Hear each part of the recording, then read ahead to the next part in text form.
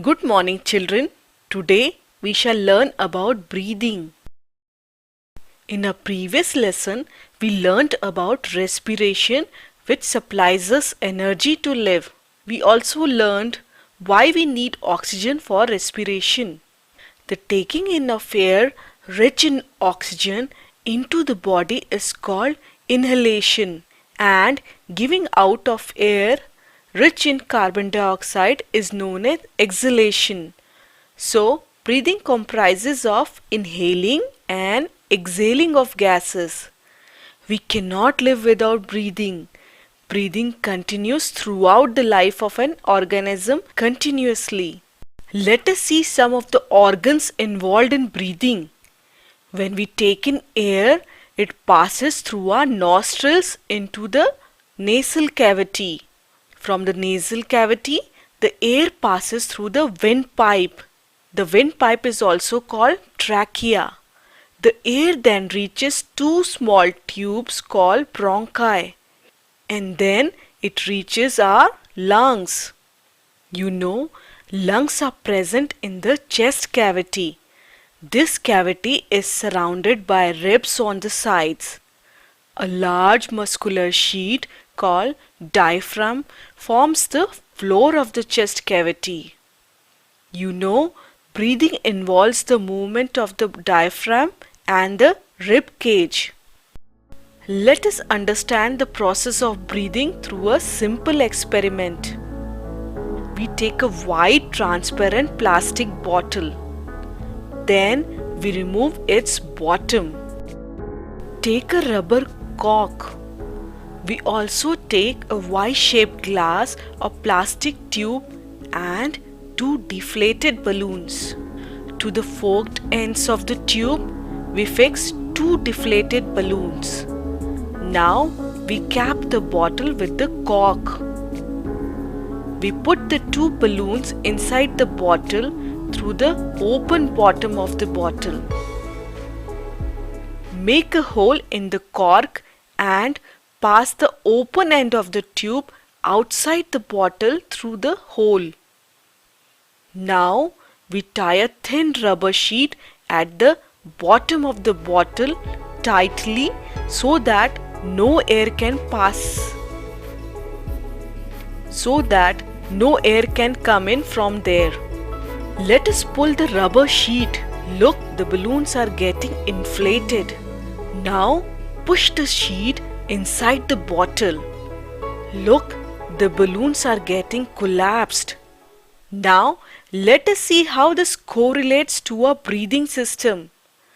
The bottle is like the human body. There is an empty space or cavity inside a body filled with air called body cavity. The rubber sheet is the diaphragm, which divides a body cavity into two parts.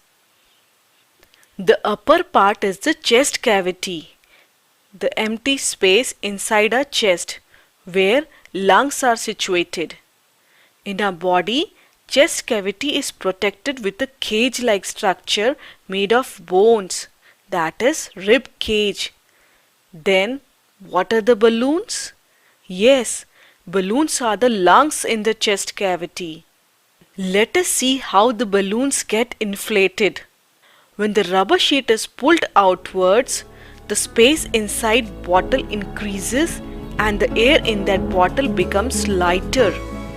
So, the dense air rushes into the balloons from outside. How? The air enters the tube through the opening outside the bottle. Then air travels through the tube.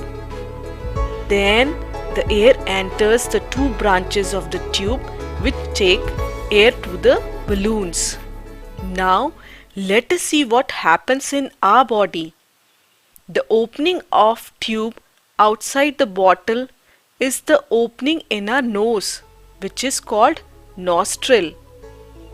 When the diaphragm goes down, it makes chest cavity larger. Just like when we pull the rubber sheet, the space inside the bottle gets larger. The air enters our body through the nostrils of the nose. Then the air travels through a pipe called windpipe or trachea, just like what we saw in the experiment. The air enters the two branches of the pipe, which are called bronchi, just like the air enters the two branches of the pipe in the experiment. Then finally air goes to the lungs and the lungs get inflated. Similarly, when we push the sheet or when the diaphragm moves up, the air in the cavity becomes denser. So they give more pressure on the balloons or the lungs, and the air exits lungs. That is, air gets out of the body using the same path as before. That is, from the lungs to the bronchi, then the windpipe, then the nasal cavity, then the nostrils, and finally out of the body.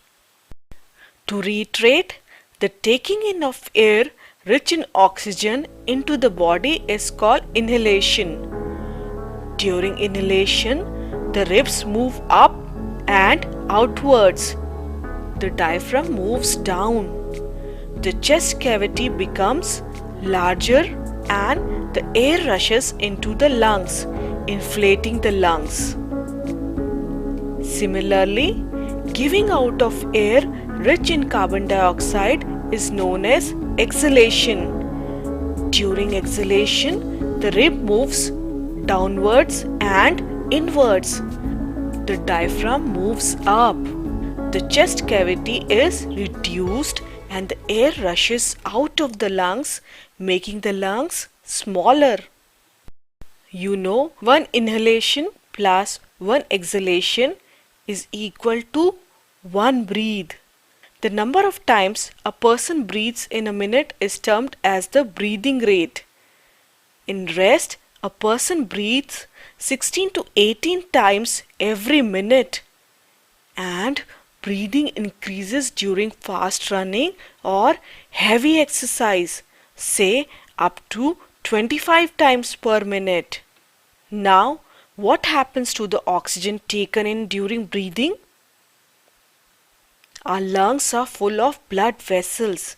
The oxygen enters the blood vessels and the blood vessels carry it to the cells.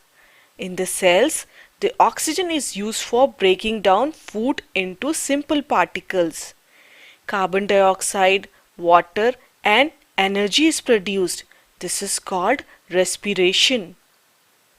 The blood also carries the waste product, carbon dioxide, produced during respiration from the cells to the lungs.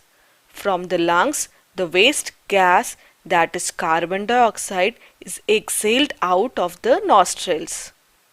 That is all for now. Bye bye, kids.